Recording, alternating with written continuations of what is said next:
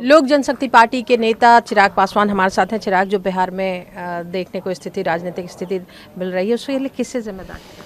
मुख्यमंत्री नीतीश कुमार जी को और उनकी व्यक्तिगत महत्वाकांक्षाओं को। और वो आज से नहीं, ये कोई एक दिन का या 2 दिन में घटना चक्र नहीं है। ये लंबे समय से इसकी तैयारी चल रही थी।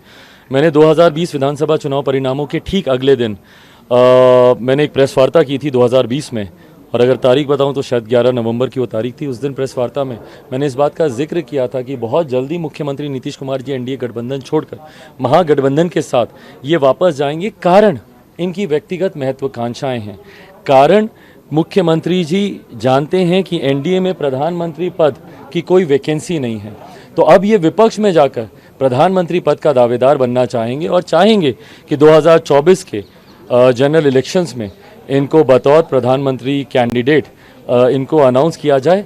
उन्हीं महत्वाकांक्षाओं को पूरा करने के लिए आज जो ये घटना चक्र घटा है, उसके पीछे का कारण उनकी यही महत्वाकांक्षा है। पहले भी महागठबंधन बना था बिहार में, और इस बार भी ये कहा जा रहा है कि महागठबंधन की शुरुआत हुई है राज्य से।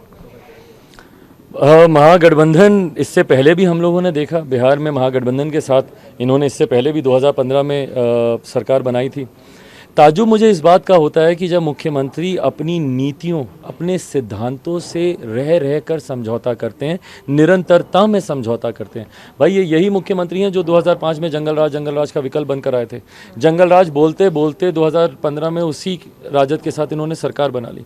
उसके बाद लोकतंत्र के मंदिर में खड़े होकर बिहार विधानसभा में बोलते हैं कि मिट्टी में मिल जाऊंगा पर भाजपा के साथ नहीं जाऊंगा। 2017 में उन्हीं के साथ सरकार बना ली, और जिनको नेता प्रतिपक्ष उस वक्त डिप्टी सीएम थे इनके साथ, उनके ऊपर करप्शन के चार्जेस लगाकर उनसे ये अलग हुए थे, और आज पुनः उन्हीं के साथ मिलकर बिहार में सरकार बनाने ये जाने वाले हैं। तो ये अपने में दर्शाता है कि मुख्यमंत्री जी के लिए उनकी नीति, उनके सिद्धांत, उनकी आइडियोलॉजी कुछ मायने नहीं रखती। मायने रखती है तो वो मुख्यमंत्री की कुर्सी, और दूरदृष्टि उनकी रहती है प्रधानमंत्री की कुर्सी पर।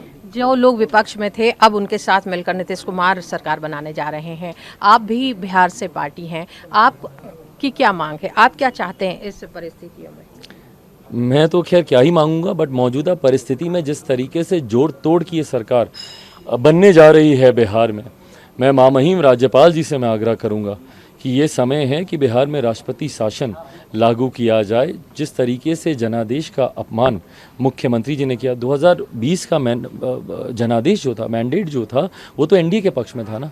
आधे में आप महागठबंधन के साथ आप जा रहे हैं, तो ये कहीं ना कहीं जनादेश का अपमान है। मैं चाहता हूं कि राष्ट्रपति शासन लगे और बिहार मध्यवर्ती चुनाव में जाए। जेडीयू के लोग कह रहे हैं कि चिराग हमेशा से बीजेपी की तरफ से बोलते हैं और आज भी वही कर रहे हैं। जिनके दिल में इस बात की टीस अभी तक है, जिनको अभी तक इस बात का दर्द है कि चिराग पासवान की वजह से वो तीसरे नंबर की पार्टी बन गए, चिराग पासवान की वजह से आधे से ज्यादा, चिराग मॉडल की भी बात कर रहे हैं, चिराग मॉडल की वजह से जिनका इतना नुकसान हुआ, और लोगों ने चिराग मॉडल को नीतीश मॉडल के ऊपर रखा, इस बात का दर्द है। और जिनको इस बात का दर्द है वही इस तरीके की बातें करते हैं कि भाजपा के साथ मिलकर तो भाजपा ने षड्यंत्र रचा, तो चिराग का इस्तेमाल किया गया।